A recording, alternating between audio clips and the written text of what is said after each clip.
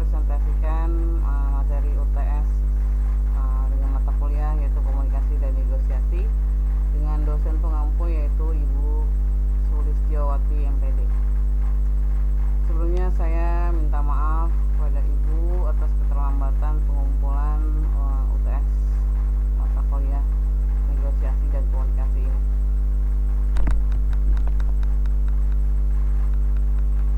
Kita mulai. Komunikasi ialah berasal dari bahasa Latin communicare atau komunis yang berarti sama atau menjadikan milik bersama. Kalau kita berkomunikasi dengan orang lain, berarti kita berusaha agar apa yang disampaikan kepada orang tersebut menjadi miliknya. Kata komunikasi dalam bahasa Inggris adalah communication, berasal dari bahasa Latin communicatus yang berarti berbagi atau menjadi milik bersama. Komunikasi adalah suatu proses pertukaran informasi di antara individu dengan sistem lambang-lambang atau tanda-tanda atau tingkah laku menurut Web Collection Direction Dictionary.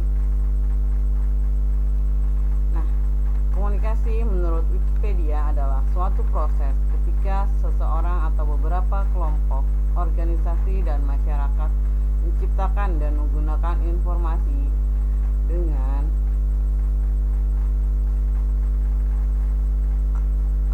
agar terhubung dengan lingkungan dan orang lain. Pada umumnya komunikasi dilakukan secara lisan atau verbal yang dapat dimengerti oleh kedua belah pihak. Apabila bahasa verbal yang dapat dimengerti oleh keduanya. Apabila tidak dimengerti oleh keduanya, komunikasi dapat dilakukan dengan gerak-gerik tubuh atau bahasa isyarat atau sikap tertentu. Nah, macam-macam komunikasi. Komunikasi terbagi menjadi dua: komunikasi berdasarkan cara penyampaiannya dan komunikasi berdasarkan ruang lingkupnya. Yang pertama, komunikasi berdasarkan cara penyampaiannya, yaitu komunikasi lisan. Komunikasi lisan merupakan komunikasi yang terjalin secara langsung atau tanpa adanya jarak yang berarti.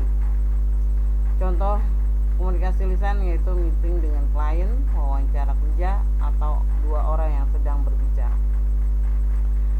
Namun, seiring dengan perkembangan zaman, komunikasi lisan bisa juga terjadi secara jarak jauh, misalnya pembicaraan melalui telekonferensi, bicara melalui telepon atau video call. Kemudian yang kedua, komunikasi tulisan.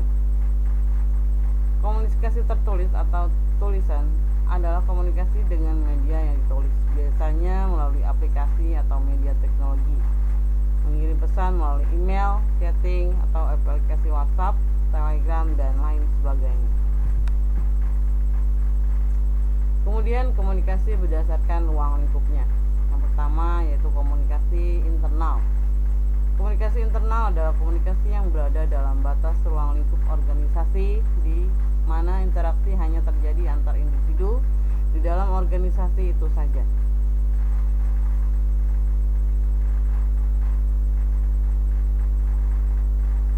Komunikasi menurut ini dapat dibagi menjadi dua bagian, yaitu komunikasi vertikal seperti perintah atasan, teguran, arahan, dan lainnya. Yang B, komunikasi horizontal seperti diskusi atau bertukar pikiran antar anggota organisasi yang posisinya sama. Kemudian yang kedua, komunikasi eksternal adalah macam-macam komunikasi yang dilakukan di dalam publik, misalnya jumpa pers, pameran, publikasi TV, program TV, dan radio. Karakteristik komunikasi. Karakteristik komunikasi terbagi menjadi 7 ya. Yang pertama, komunikasi sebagai suatu proses. Yang kedua, komunikasi sebagai suatu upaya yang disengaja serta mempunyai tujuan. Yang ketiga, komunikasi sebagai suatu kegiatan yang dilakukan secara sadar disengaja serta sesuai dengan tujuan atau keinginan dari pelakunya. Yang keempat, komunikasi menuntut adanya partisipasi dan kerjasama dari para pelaku. Yang kelima, komunikasi bersifat simbolis. Yang keenam, komunikasi bersifat transaksional. Dan yang terakhir, komunikasi menembus faktor ruang dan waktu.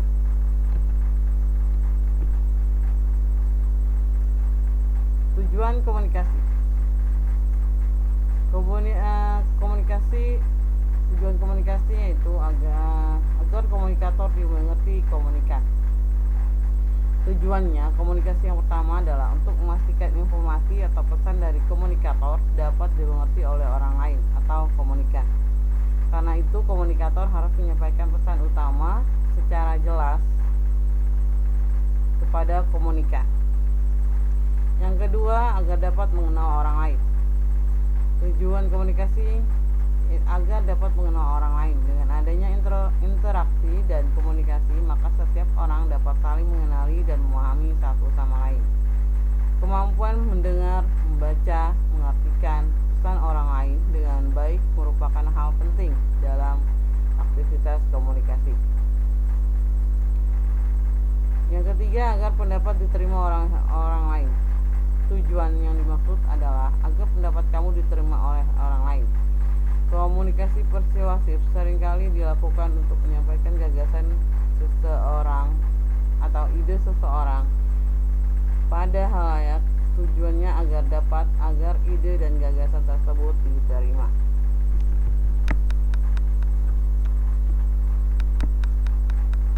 Fungsi komunikasi. Yang pertama, sebagai alat kendali. Adalah sebagai alat kendali atau kontrol. Dalam hal ini, alat kendali berarti dalam komunikasi, maka perilaku individu dapat dikontrol dengan penyampaian aturan yang dapat dipatuhi. Yang kedua, sebagai alat motivasi. Komunikasi yang baik dan persuasif dapat meningkatkan motivasi dalam melakukan sesuatu, menyampaikan informasi yang dapat dipakai atau digunakan dalam kehidupan agar membangun motivasi ke seseorang. Yang ketiga, sebagai ungkapan emosional. Berbagai perasaan yang ada dalam diri seseorang dapat diungkapkan kepada orang lain dengan cara berkomunikasi. Emosi ini bisa perasaan senang, marah, kecewa, gembira, dan lain-lain. Yang keempat, sebagai alat komunikasi. Dengan berkomunikasi, maka dapat memberikan informasi yang dibutuhkan oleh orang lain atau kelompok, sehingga dengan informasi maka proses pengambilan keputusan dilakukan dengan baik. Nah, hambatan-hambatan yang ada dalam komunikasi. Hambatan biasanya terjadi di personal antar sesama. Bisa terjadi karena mungkin komunikan atau komunikatornya kurang menyampaikan informasi dengan benar. Hambatan yang kedua yaitu hambatan kultural atau budaya. Karena berbeda budaya, maka komunikasi kadangkala sering terjadi miskomunikasi atau salah paham. Yang ketiga, hambatan fisik. Nah, hambatan fisik ini seringkali juga dapat menghambat komunikasi karena mungkin komunikator atau komunikannya tidak dapat mengerti bahasa isyarat salah satu dari komunikan atau komunikator. Kemudian yang keempat, hambatan lingkungan. Hambatan ini terjadi di lingkungan yang kadang dari satu lingkungan ke lingkungan yang lain berbeda pendapat, maka terjadilah perselisihan antara mereka, sehingga komunikasi antara kedua belah pihak terjadi hambatan atau kesulitan dalam berkomunikasi.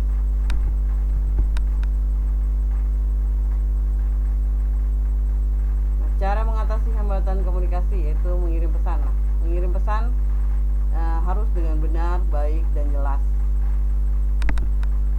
pesannya juga harus sesuai dengan fakta yang ada.